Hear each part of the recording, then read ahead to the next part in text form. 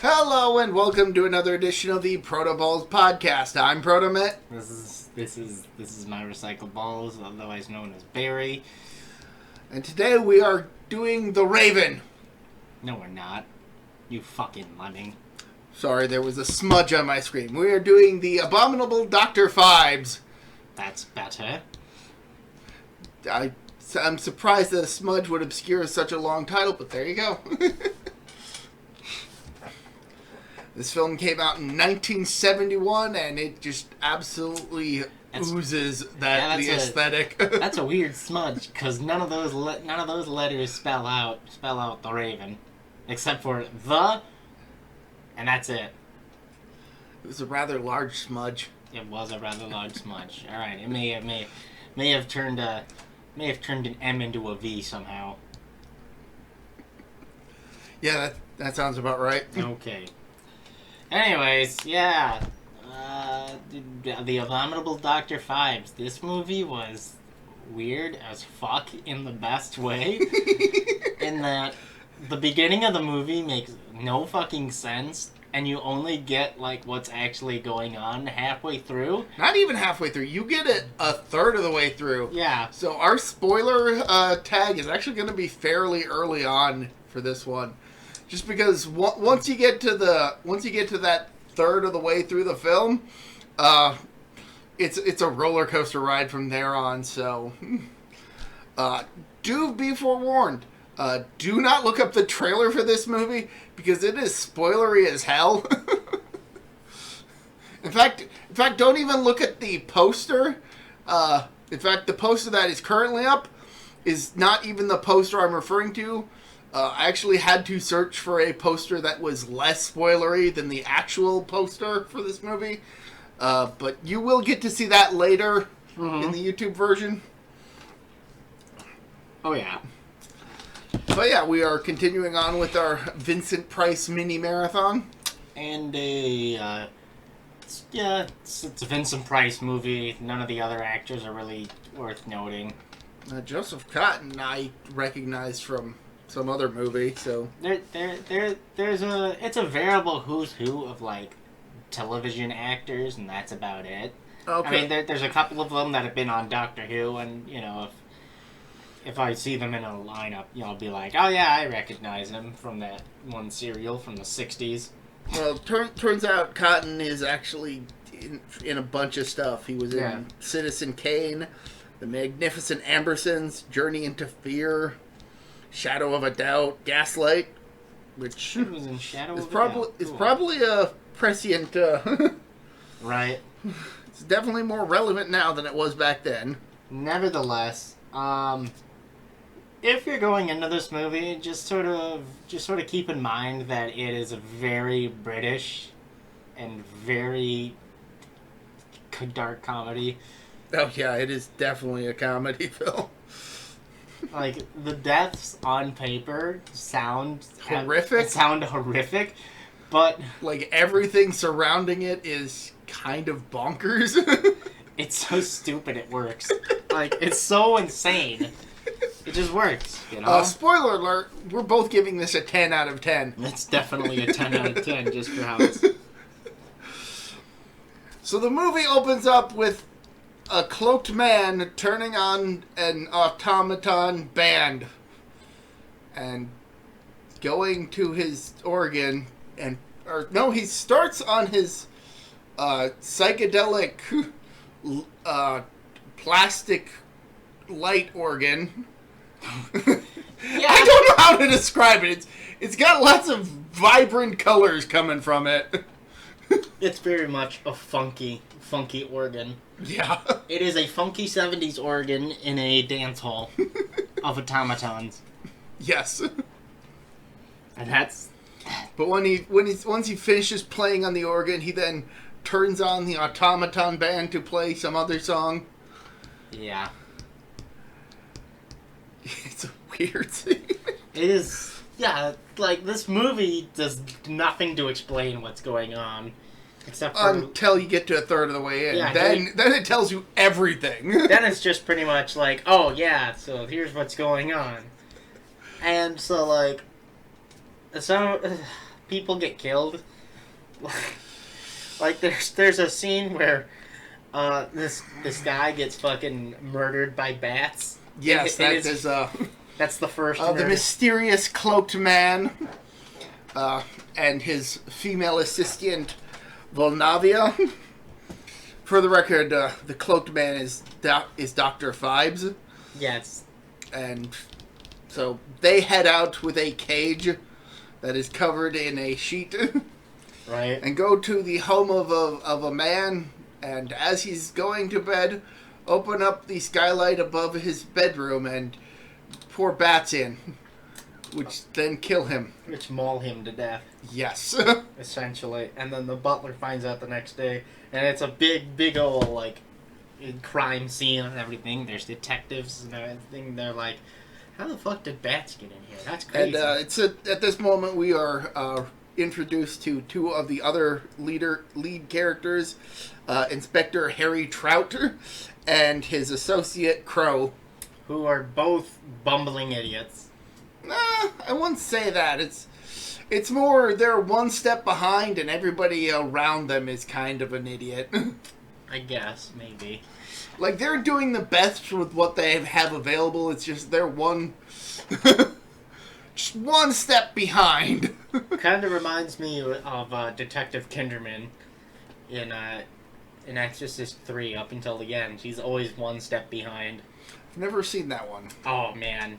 You're going to love that movie. Are you saying that next year we should do the Exorcist Trilogy? Sure, why not? I mean, that's your pick. It's your pick for next year. Yeah, we'll do the Exorcist Trilogy. All right. Well, only because, hot take, I like Exorcist 3 more than I do Exorcist 1. I think it's a better put together film, but that's something people will rake me over the coals for. I think the only one that I've really seen substantially is, I know I've seen most of the first one, but I think the one that I've seen the most out of is the second one. And the second one is hot garbage. But anyway, Crow looks upon this crime scene and is reminded of an earlier death that he was investigating involving a man who was stung to death by a horde of bees. Just an odd thing to connect. Also, both victims were doctors. Yeah, that's odd and weird. Yeah. Wonder what that means. It's probably nothing. Yeah. And then we get to a masquerade ball, where a guy is given a frog mask, and a kindly man in a bird mask helps him put it on. It's got a weird latch to it, so it's a bit hard for the guy to get on himself. But he gets it on and crushes. He even mentions that he's a psychiatrist, a head shrink. And as he wears the mask and joins the party, the mask slowly closes around his head, crushing his skull. Yeah, pretty much. A head shrink. One thing I actually rewatched this movie earlier today, and one thing I did notice that there are a lot of elements of this movie that are like, once you've seen the movie and then rewatch it, you're like, oh, okay. There are a lot of details that make more sense upon a repeat viewing than an initial one. So that's a good thing. And this movie was definitely a fun rewatch. I had fun with that. But now we've got 3 doctors who have all died due to animal-related things. So Trout has Crow look into it, while Trout kind of gets chewed out by the sergeant. By his superior, yes. Because there's something going on, but they don't want news reporters to get wind of what's happening, because that's more important than, doing the investigation, apparently. I mean, they still want to solve the case. It's just don't tell the public that like 3 doctors have been killed by animal themes. Right. Yeah, it's What might that be about? It's probably nothing. Probably pure coincidence. This movie is pretty straightforward, so, like, bear with us. It's got a lot going on, but it's going on at a brisk enough pace that it never really loses your interest. Oh, and then there was that guy who was watching porn. Yeah. Yep, that was the next death, I think. Yep. So his housekeeper is heading out for the evening, and he has just gotten a reel of erotic footage that he decides to watch. Of some lady from, like, I don't know, fucking Iran or something. Somewhere Arabian. Yeah, very Arabian theme. She's like dancing with a snake. How very phallic. And of course he's watching it on a turn crank projector. So you can imagine how that's going. So it's just he's turning the crank while wishing he was turning the crank. This movie. Subtle dick jokes.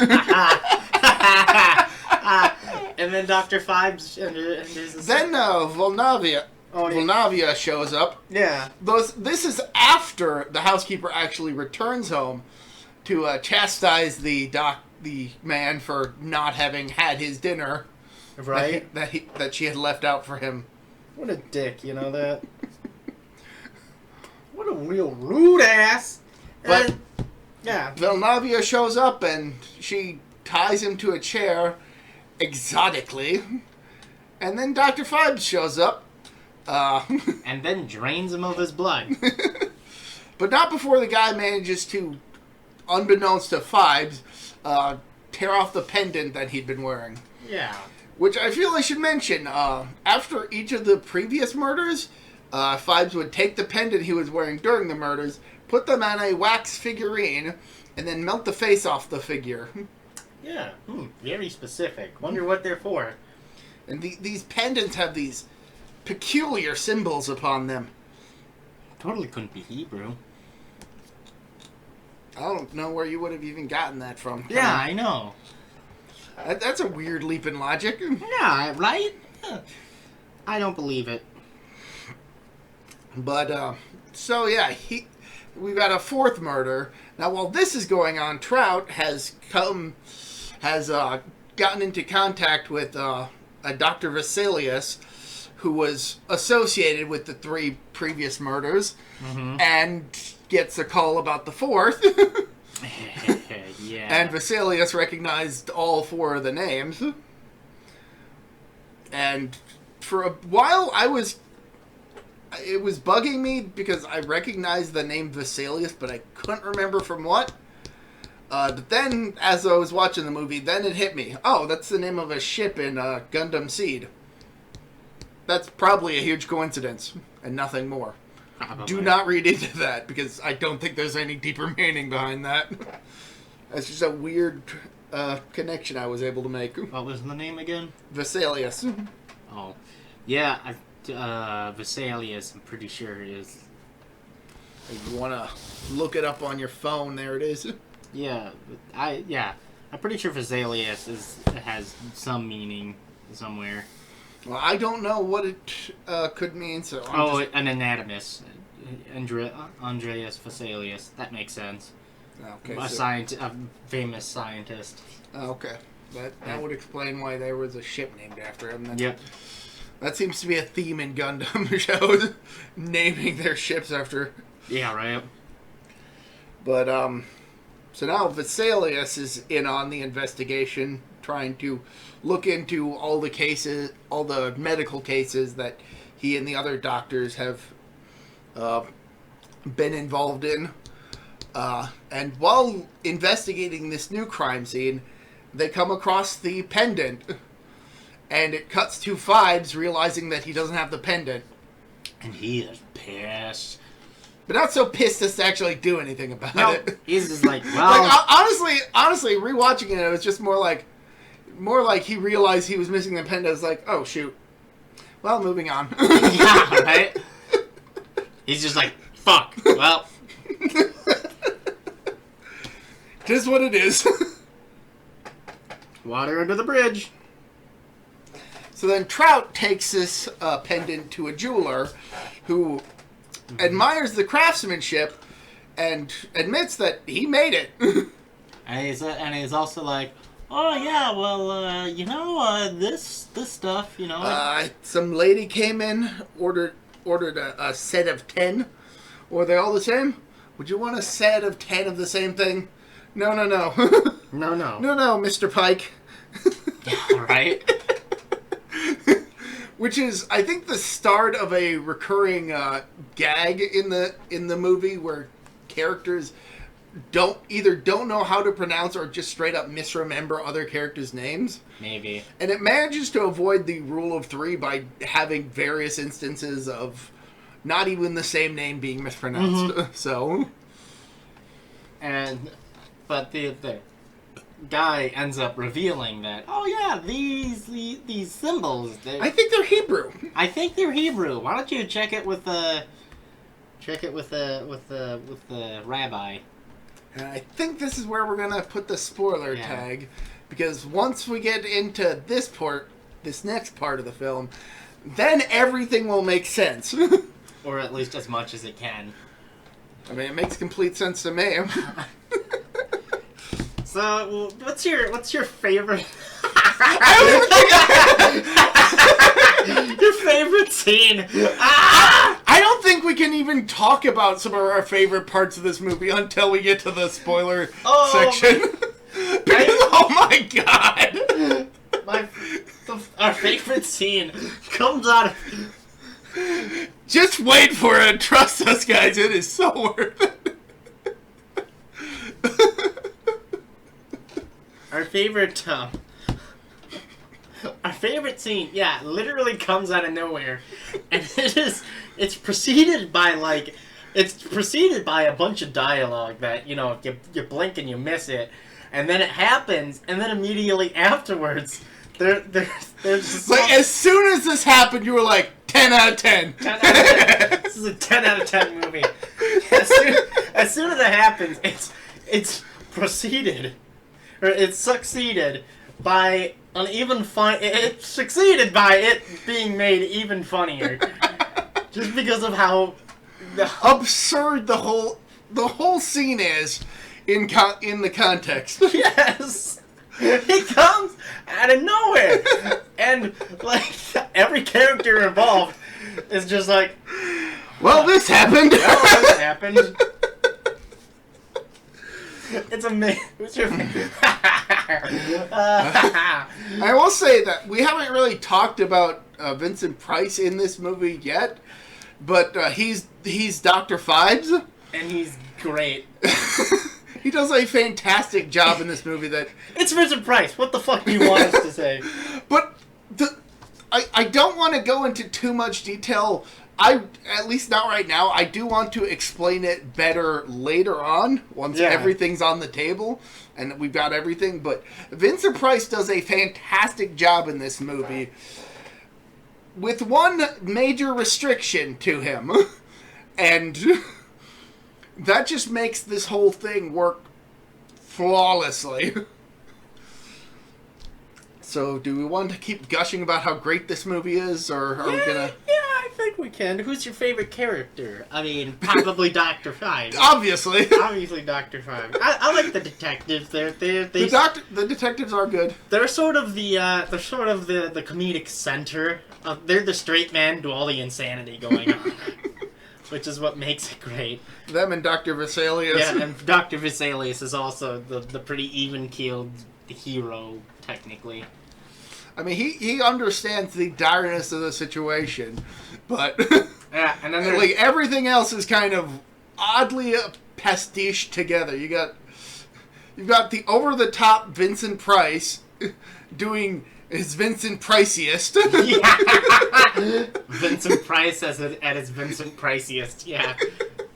But then you've got his most expensive. And then you've got the detectives who are just kind of borderline bumbling without like this is this is Vincent Price if he was doing Thriller in the 70s. That's how over the top he is here. It's amazing. I mean, we're talking about Vincent Price. He's always over the top. He's chewing scenery left and right. He's fucking Big Ham. He's he's one of the most legendary horror actors for a reason. I'm gonna put a pin in chewing the scenery. Yeah. Yeah, remind me about that later. Yeah. So. Yeah. What's your recommendation? Oh, fuck. I don't have a recommendation this week. I gotta come up with something. I already recommended Spy Family. I've already recommended Doctor Who. I can go first. Yeah, if you want to go first. I can't remember if I've recommended this before or not. I don't think so, but lately I've been rereading a manga that came out in, I want to say, the 80s called Phantom Blood. It's about this thief's son, Dio, who, after his father dies, he moves in with a rich man who owed his father a favor, and he just basically decides to try and manipulate the situation so that he can get the rich man's inheritance by driving the rich man's son, Joseph, insane. Or is it Jonathan? I think it's Jonathan. Mm-hmm. And, man, things get super bizarre. Shut up. For those of you who don't get that reference, this is actually the first entry in the long-running JoJo's Bizarre Adventure series. And it's honestly the only one of the entries in the series that I've actually read from start to finish. I got partway through the second part, Battle Tendency, but wasn't able to finish it because the site I was reading it on shut down. So I probably should get around to reading that. I definitely haven't gotten to the far more popular or Stardust Crusaders. But yeah. But no, yeah, Phantom Blood is a great surprise vampire story. Like, it takes a bit to really get to the more exciting parts, but once it gets there, it's like over the top. And Hirohiko Araki just absolutely knocks it out of the park with his art design in this series and everything else. You've got everything that he's famous for. You've got the buff pretty men. You've got the weird posturing. You've got the over the top everything. Yeah. Is absolutely fantastic. So I strongly recommend giving it a read. And because it's got vampires, it's technically horror themed, so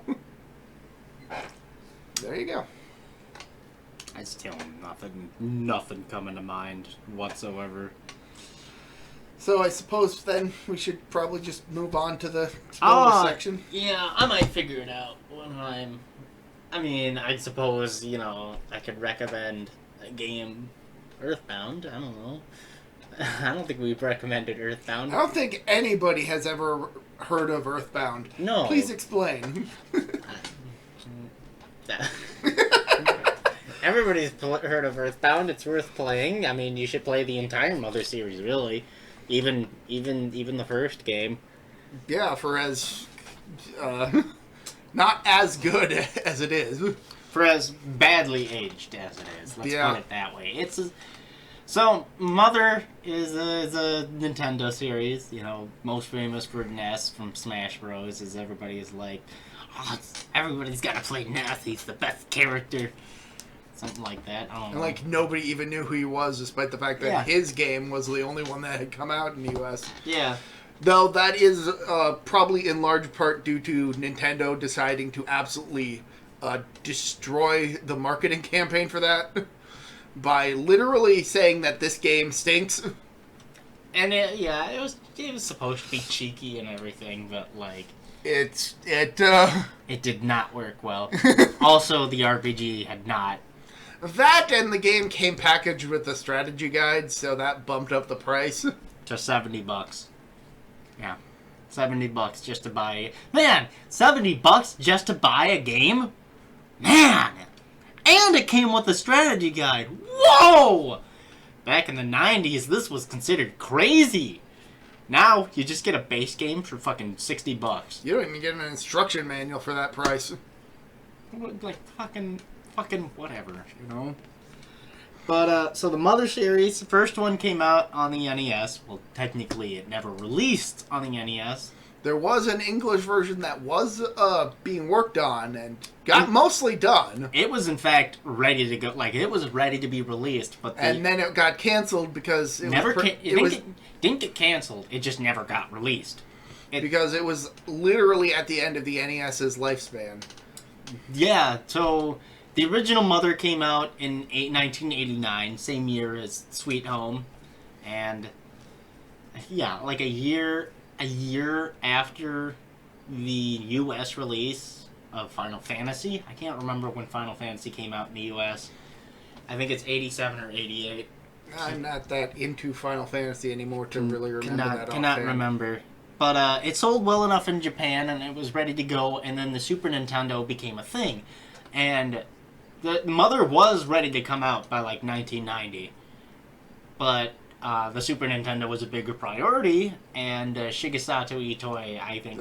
the guy who made the games. Guy who wrote the games, and he's sort of a... minor celebrity in Japan. Not even a minor... He's sort of a cultural icon of sorts. I mean, He's got a website that he updates daily, and he was the dad from My Neighbor Totoro.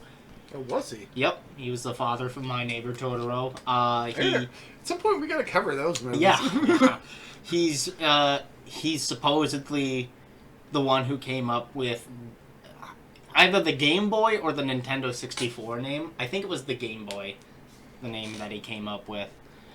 I really only know him for the Earthbound series, but Itoi's basically just a cultural.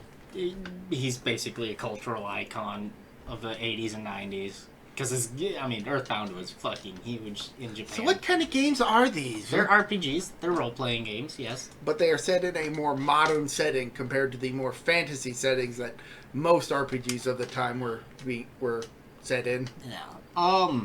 So that right there already makes it stand out. When it came out in Japan, Earthbound, which is Mother 2, by the way, did not sell well at all. But it garnered a huge following, and still has a huge following.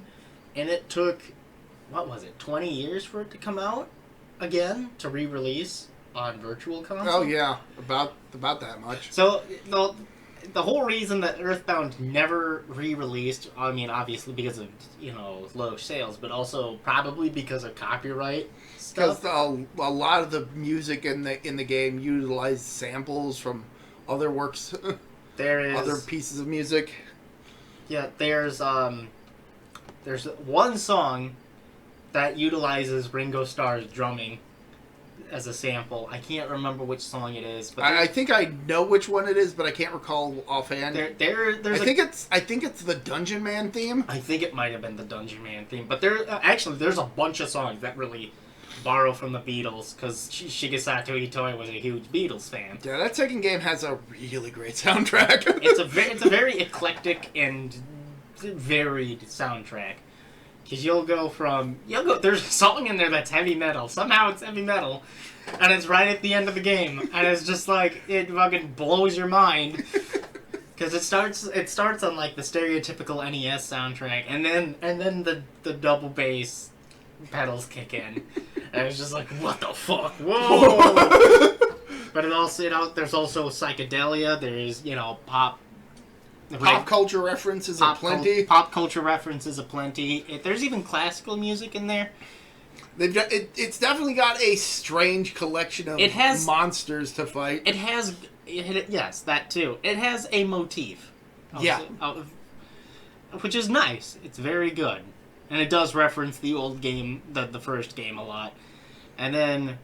Though you wouldn't know that if you didn't even know the first game existed. And then Mother 3 came out, and I'm not as high on it as other people. I have not gotten through that game. I started playing it a few years ago. I maybe should restart it, because at the time I was super big into Earthbound, and Yeah. I don't know, I just... It's for a lot of people, Mother 3 is considered like the emotional high point of Nintendo storytelling. I've heard fantastic things about it. It's are considered one of the best role-playing games of all time, even better than Earthbound. And now it's practically a meme that Nintendo pretty much refuses to release it in the US. Yeah, because Mother 3 came out in, 2002? I think? Somewhere around there for the Game Boy Advance, and they just never released it. It was originally going to be for the N64. You can find footage of the N64 version. And they canceled that one. They scrapped that and then revisited it on the Game Boy Advance. And yeah, Nintendo, for whatever reason, Nintendo just sort of has this skittish relationship with the Mother series. Because it took until 2015 for Mother 1 to even be released in the US on Virtual Console. Mother 3... Despite the fact that they had access to a fully English version. Yes, to a fully English version. They just didn't do anything with it until they decided, okay, now we're releasing it as Earthbound Beginnings. And you know, when the ROMs of Mother 1 came out for the NES, the ROMs Online that came out, and Phil Sandhop, who did the localization for both Final Fantasy and Mother 1, basically was like, yeah, that's my writing. And it's just like, yeah, no, they just never released it. I don't know why. For various reasons. And yeah, role-playing games were not very popular in the 90s until Final Fantasy VII.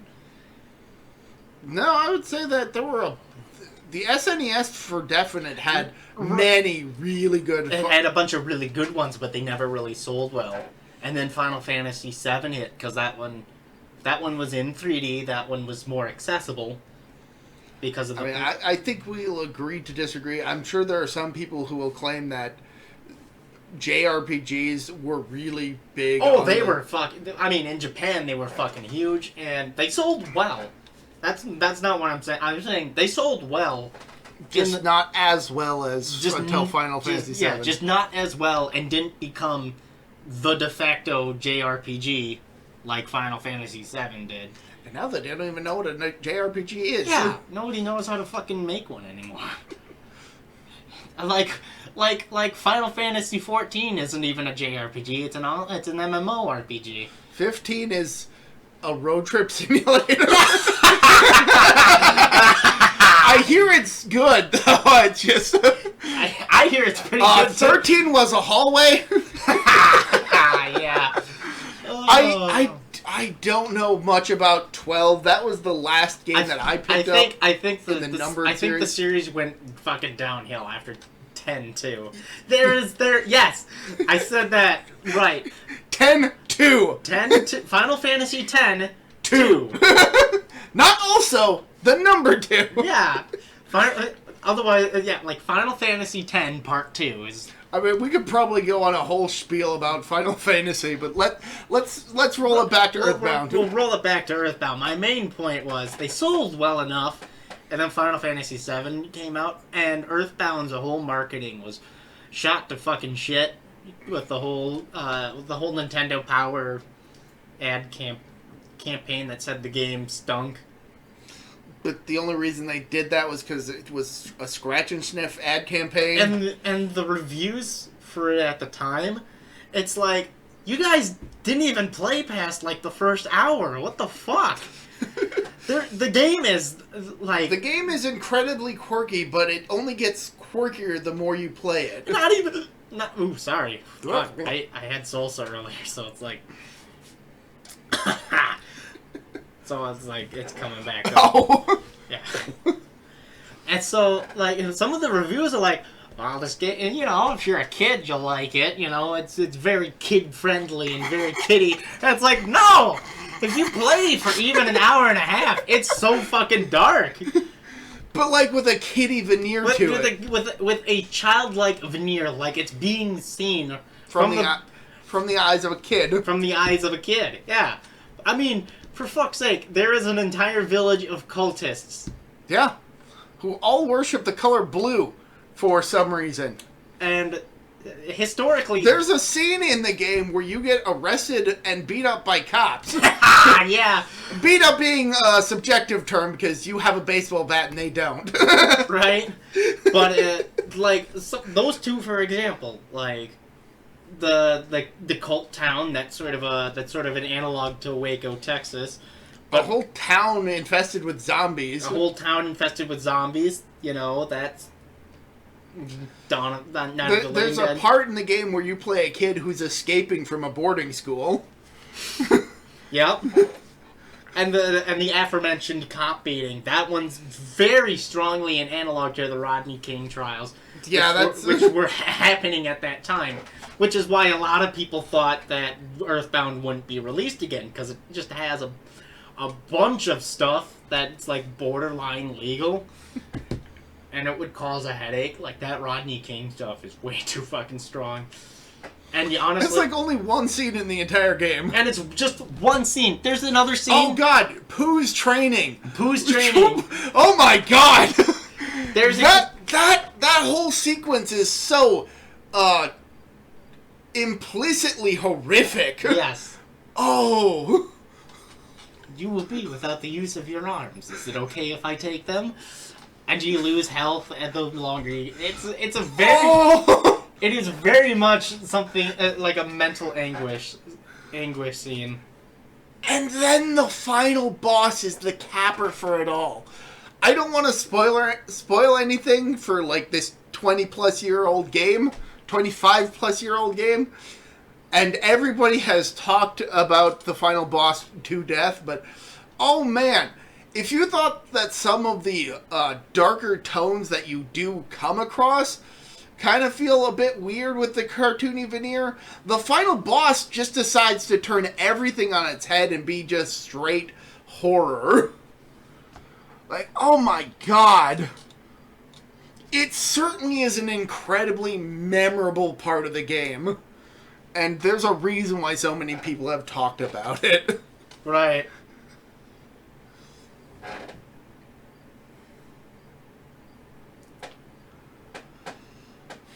Sorry. Yeah, so Earthbound, definitely worth playing through, and it's probably one of the better. Like, there's three types of RPGs. It's admittedly not a terribly great game series, but it's definitely something that I feel you need to experience. It's very much a game series built with heart. Oh, definitely. And good writing. Oh. Even Mother 1 has a good writing in it, even if it's very limited with what it can do. It is an incredibly memorable experience. I feel experience is the best way to describe the games. It is an experience, and it can be frustrating. Especially that first game. That first game is very hard. Like, that is like just straight up old school Final Fantasy gameplay style. Yeah, and Mother 2, Earthbound polishes it a lot because there's a lot of gameplay mechanics that are sort of tweaked. Like how enemies will actively run away if you're too strong. Yes, and you can just one-shot them and not even have to do battle with them. That is a fantastic thing that not a whole lot of games even now do. Absolutely not. Like, it doesn't even have random battle syndrome. No. You will see every enemy you can encounter on the world map. Right. And you can actively choose to approach them. You can if you approach them from behind, you get the initiative. If they do that to you, they get the initiative. Yeah.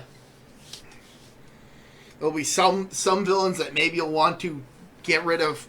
Some monsters you may want to get rid of first because of the kind of shit that they can deal. Yeah. Oof. Psychic powers. Bottle rockets. The inventory system is awkward, admittedly. Mm-hmm. Because the inventory system works in so much as each character can only carry so much, and none of the items stack. So you have a very limited inventory space. Right. That's even more limited by how many characters you have playable at the time. Yep. Sounds about right. So that's Earthbound. Yeah. So, back to the story. So anyway, Inspector Salmon decides to go to visit the rabbi. And yes, I'm going to keep referring to his name by different fishes. Mm-hmm. But he goes to the rabbi, who does recognize the symbol on the pendant as being the Hebrew word for blood. Specifically blood as it pertains to the katas. The 10 curses of the Pharaoh from the book of Exodus. The 10 plagues for us Christians. Yeah, I'm pretty sure it's only 7 in Christianity. Because I'm trying to remember here. There's the plague of locusts. There's the boiling blood. There's the frogs. There's the disease. But yeah, the rabbi basically explains what all the different plagues were, the different curses were. There was plague of boils, the plague of bats, the plague of frogs, the river of blood, the plague of darkness, the plague of rats, the plague of hail, which I don't recall, but I was raised Lutheran, so yeah. You got wild animals. That explains pestilence. Wild animals. Locusts. There was the one. death of the firstborn. Darkness. Yeah. And the rabbi even mentions that while it's not, there's no like set order for when these curses occur. There's generally a specific order in the traditional sense. Right. So now that Perch has this lead, he then gets in touch with Dr. Vesalius, who then informs him that he went through all of the case files regarding his history as a doctor, and he split them up into all the cases he's had, all the cases where 2 or more of the late doctors were associated, and ultimately whittles it down to one case where all of the previous deceased doctors were involved.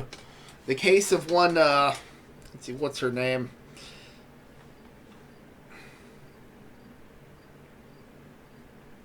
Julia? One Victoria Regina Phibes. Victoria Phibes. Let's just go with that. Who, they could do nothing to save her life. She died almost immediately. Oh, man, what a shame. Yeah. But there's the linking thread. And it gets confirmed when Dr. Phibes basically tells his wife about this.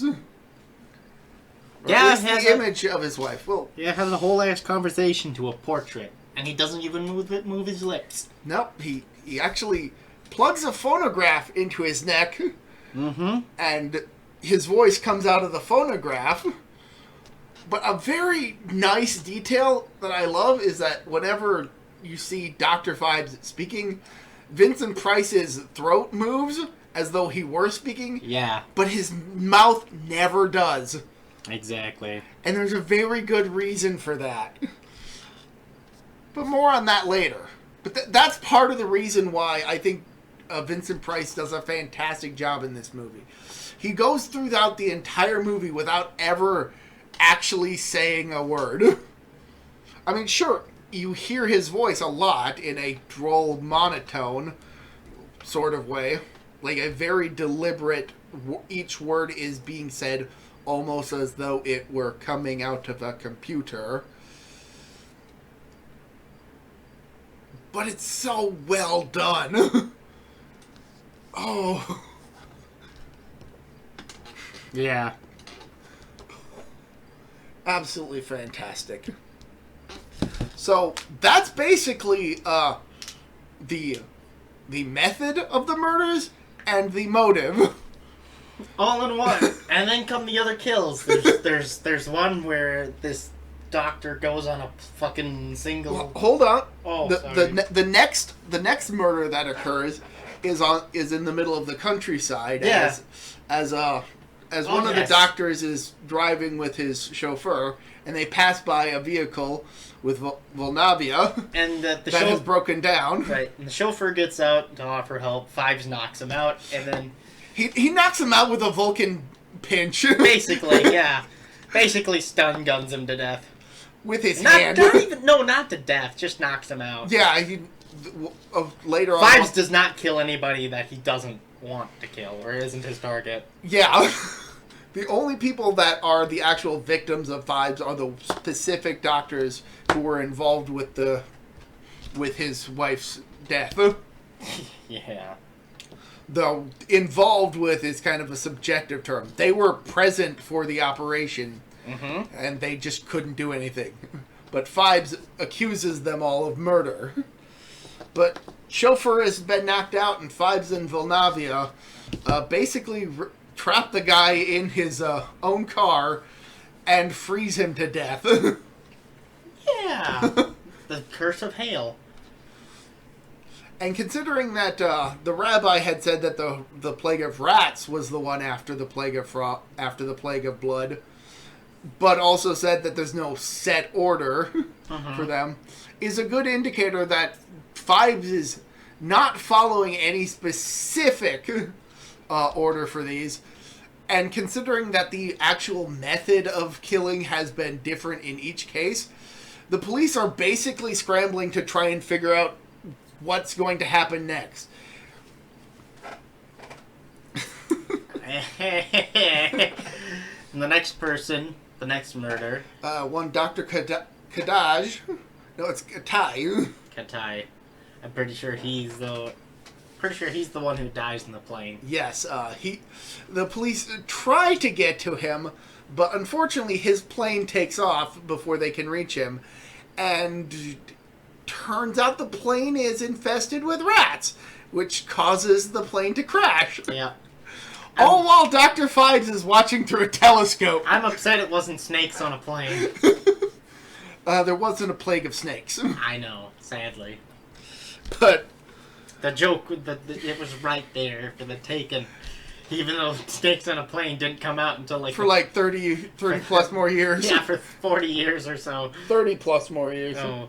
Came out in the 2000s. Oh, yes, of course. Okay, yeah. That would do it. But Vincent Price is just... He doesn't move his face, but you can definitely see the giddiness in him. Exactly. In his entire performance. It's his eyes. You can tell a lot by his eyes. Oh, you can tell that he is absolutely giddy about all this. About how well this death went on. It's very much like his body language. Oh, definitely. And his... Because he can't... He's very much got to be like Leonard Nimoy when Nimoy's playing Spock. It's not about the facial expression. It's about the body language.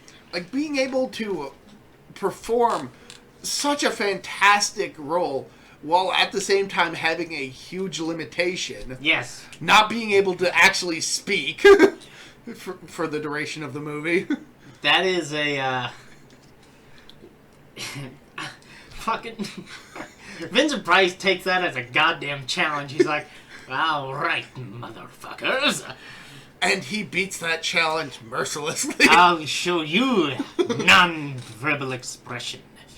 Everybody always looks at me and thinks of my voice, but I'll show you. And then he doesn't, and then he goes and goddamn does it. So then they rush to get one of the other doctors. Well, before that, Dr. Vasilius and, oh god, what's his name? Shark. Yeah. They go to the gravesite of the Phibeses because as it turns out, after learning of his wife's death, Dr. Phibes had rushed to Britain and on the way, his car crashed and he was incinerated. Yep. At least that's the story. When they actually get to the crypt and open up Dr. Phibes' casket, it is indeed filled with ashes. Nah. But even Sunfish is like, wait. Yeah. How do we know that they're his ashes and not his chauffeur's ashes? Mm-hmm. Well, the wife wasn't incinerated. Let's check her out. Yeah. And I feel I should mention that, could you pause this real quick? So anyway, they open up the wife's crypt, which had a strangely fresh rose on it, despite the fact that nobody visits the tomb. They open up her casket and find it empty. Empty. So now that practically confirms that Phibes is alive. The superintendent is just absolutely choose Hammerhead out over Yeah. over all this happening.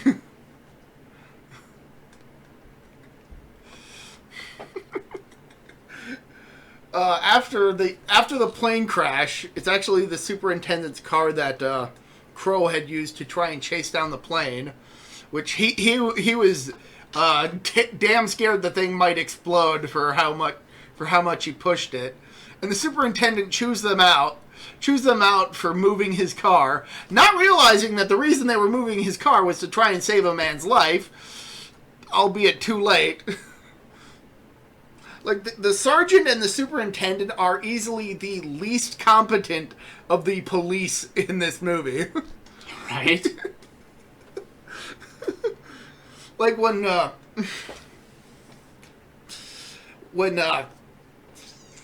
what's his name? When Blooper, let's just not say the names. When Detective Blooper presents the whole 10 plagues scenario to his superior is basically telling him off for it. Right? Even though it's the only lead they have and it's a solid one. Right? It's like, what the fuck? It's absolutely bonkers. Like, and then the car, and then there's... For Swordfish and Crow's credit, they are at least trying. Are you just, like, fucking up their names on purpose? Hey, I'm getting Crow right. Okay, yeah. It's the other one that I'm intentionally messing up. Okay. Yeah, fuck Swordfish. Hey, Swordfish is cool. I've never seen that movie. Not very tasty, though. I wouldn't know, but... Anyways. And then anyway, Detective Carp. Yeah. Yeah, that's what it is. Detective Carp. For the record, I do know that it's Trout. Yeah. Yeah. But like I said, there's a recurring gag in this movie where some characters can't pronounce other characters' names. So then we get the best fucking scene in the movie. The funniest fucking scene. So finally, the detectives have a lead, and they go to sequester one of the remaining doctors in this situation in order to take him to safety. Mm-hmm. Now, the doctor doesn't want to be delayed too long because he's got patients to take care of. So he doesn't want to be sequestered for more than a week. Right. If he can help it. And they're like, okay, fine. Come on, let's go. Let's open this door and brass unicorn head through the chest. Just slaps you across the face with how fucking sudden it is.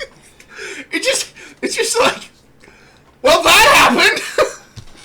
Yeah, I remember. I was like, God, I'm kind of zoning in and out of this movie, and it's brass unicorn to the chest. Brass unicorn, and I'm just like, what the fuck? And it's hilarious because the two cops, they witness this, and they're just looking at the body. They are dumbfounded. It's like, how the fuck did this happen? They're not even dumbfounded. They're nonplussed. They're just like, they're almost impressed. Yeah, they're just like, oh, shit. Apparently, it was catapulted from across the street. Yeah. But the way they have to deal with the situation is to basically unscrew the doctor from the wall. And there's a gentleman in a nearby room who is overhearing what's going on. I was like, "Hey, this is a club. Can we get a bit of quiet?" Having fully seen that a man's feet are turning vertically. It's like a fucking. It's like a valve, and they're twisting it and trying to get him out. Oh my god! And that's when we knew that this movie was perfect. Oh shit! It hurts to laugh. Oh my god. Oh. I remember laughing so fucking hard at that. I was like, what the fuck? Oh, Dr. Phibes, you fucking wacky. Now, it's just like, well, how do we get him out of here? Well, why don't we spin him this way? I'm almost certain they had an argument about which way to twist. No, actually, I think they almost immediately know which way to twist because one of them correctly guesses. Oh yeah, the rotation of the horn. Yeah, like he even looks to check. And it's like, yep, no, that's the way. All right, it's coming loose. All right, counterclockwise. And after this, the superintendent is chewing the sergeant out over. He's just like he's in all these murder cases. We've always been one step behind the killer, and now we actually managed to get to the doctor before anything can happen, and he still dies. And he still dies while in your custody. Trout, why are you in here and not out on the beat searching for this guy? Because I gotta use the bathroom. Well, all right then. Oh man! And that's like the last scene that those two are in. Yeah. Fuck. Ooh. Oh. Like the movie takes a fucking very hard turn from like, oh, this is a weird horror movie to, oh, this is a fucking comedy. All right, I get it now. All right. But here's the conundrum we have come across. We have 3 more curses. Yeah. But only 2 more potential victims. Yeah, so the cops rush into they sequester Dr. Cotton, who is fully aware of the whole situation, as well as the attending nurse who was present for Mrs. Phibes' botched operation. And they basically keep her in the hospital, though she is absolutely adamant about wanting to know why, and why her specifically. So Vasilius has to explain it to her. I called him Cotton because that's the name of the actor. I'm sorry. Yeah. Dr. Vasilius. And the nurse. So Dr. Vasilius takes the nurse back up to his room while explaining about the whole, there's a killer on the loose and we think you might be the next victim. Despite the fact that So just try and get some sleep. Well, how am I going to get some sleep? Take a sleeping pill. I did not notice that the first time I was watching it. Yeah. Dr. Phibes is in the elevator. He's disguised as an orderly with a surgical mask. And it's not even like... It's like a cook. Yeah, he's not even like he's trying to hide it very well. He's just... There? He's just there, and he's just watching them as they're talking. Like, he knows who they are. Yeah. He doesn't do anything. Doesn't arouse suspicion. Gets off the elevator on the floor above. Yeah. And goes to the room above the nurse's room. And using a transparent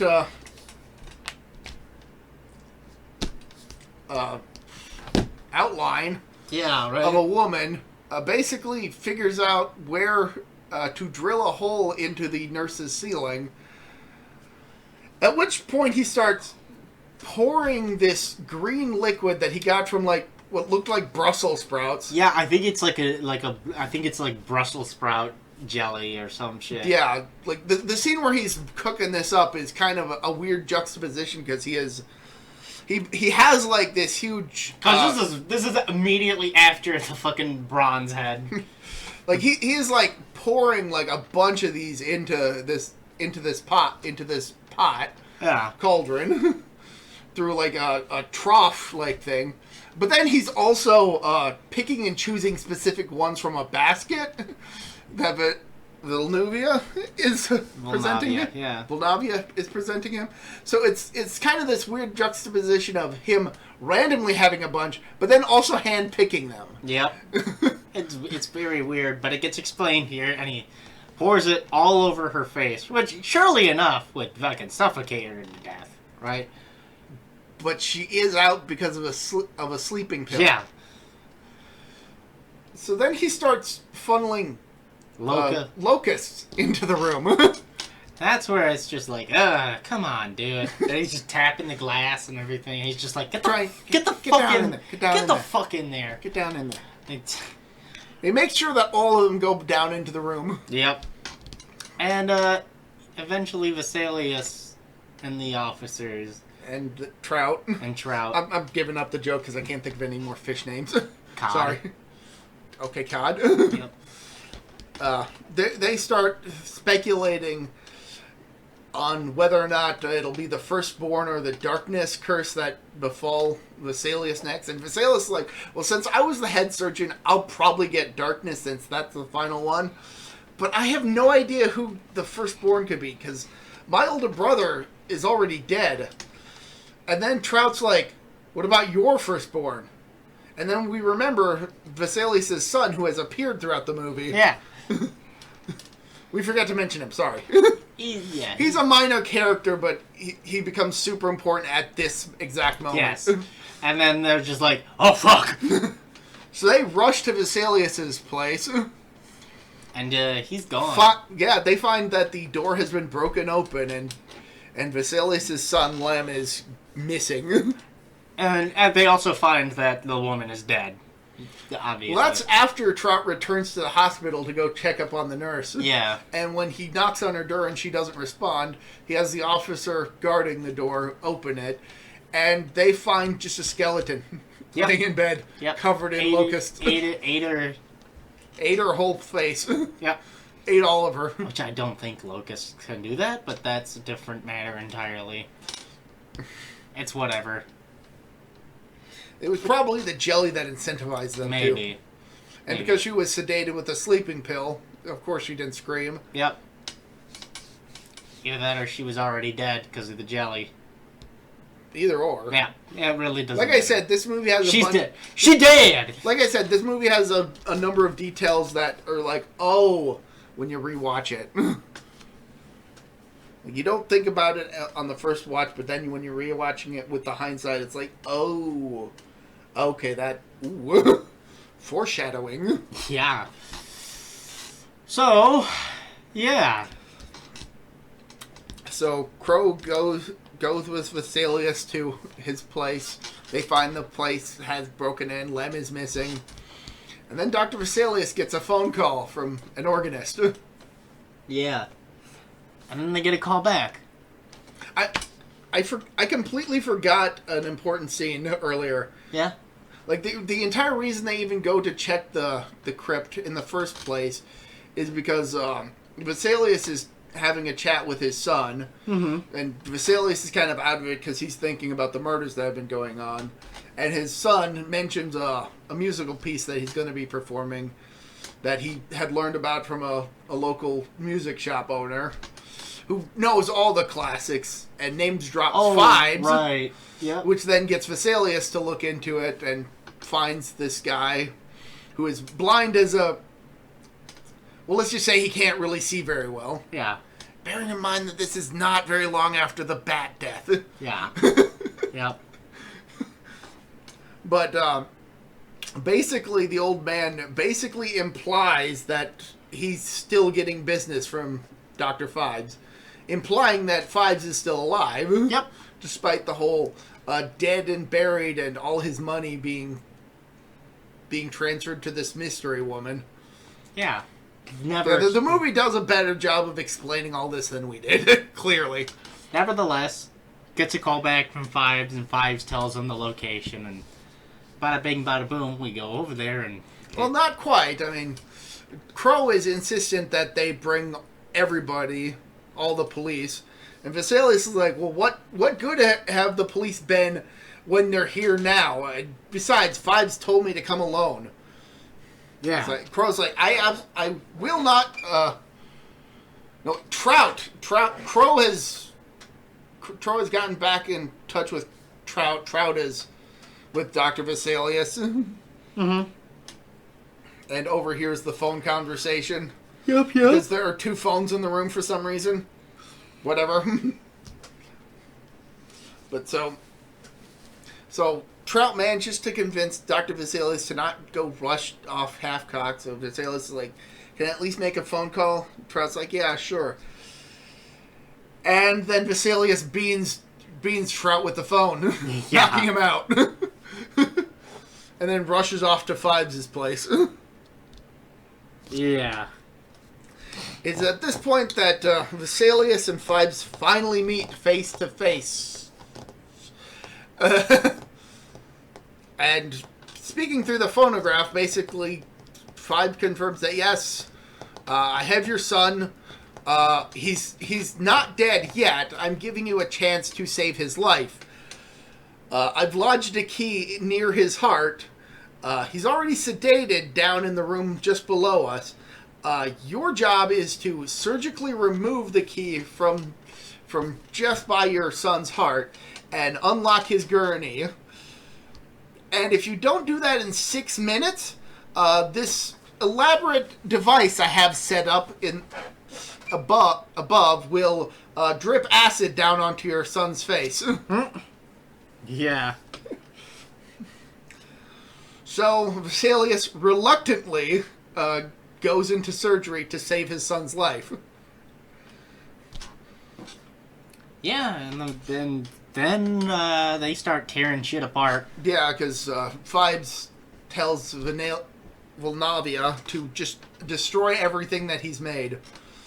This is the final part of his curses killings. And Phibes goes down to converse with Vesalius while he's performing the surgery, and basically tells him that if you don't manage to save your son, he will end up looking like me. Tears off his face, horribly disfigured, revealing that's why Vincent Price doesn't open his mouth and speaks through a phonograph. Yep. His face is horribly disfigured from the fire as a result of the crash. It's crazy. Something which is absolutely spoiled if you looked at the posters for this movie. Yeah.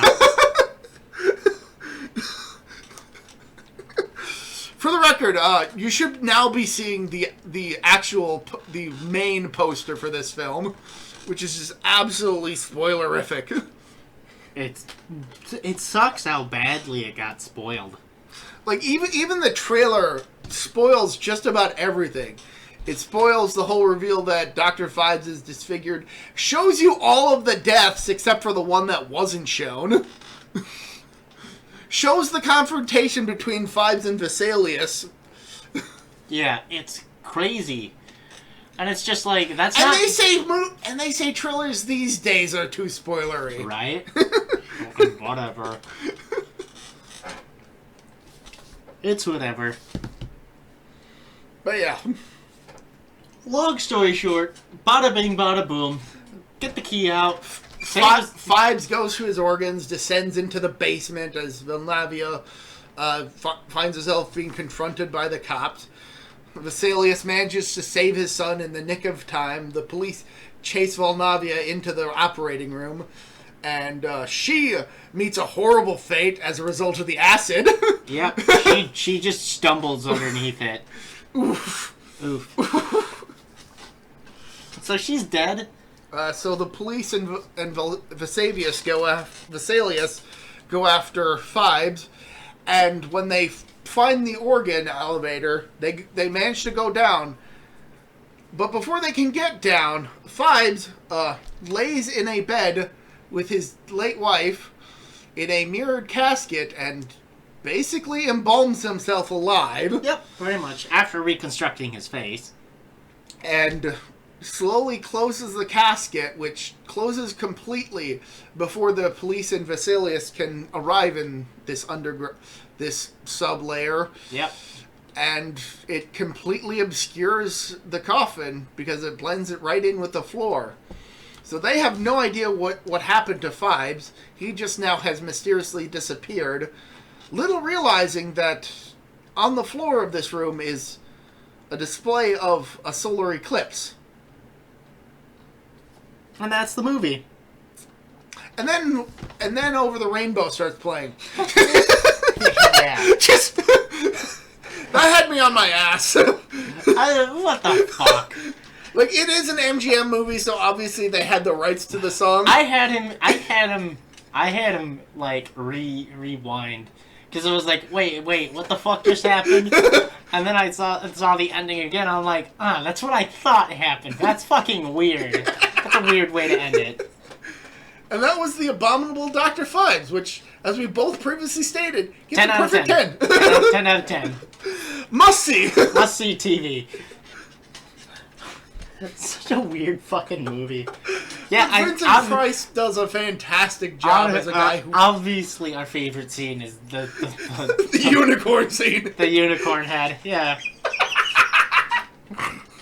Obviously. Oh. But that's not to say that any of the other scenes slap. This is a respectable establishment. Sorry. As they're twisting the bottom. Fuck. Oh, it was so worth it. yes. Definitely. I am so glad I picked this movie.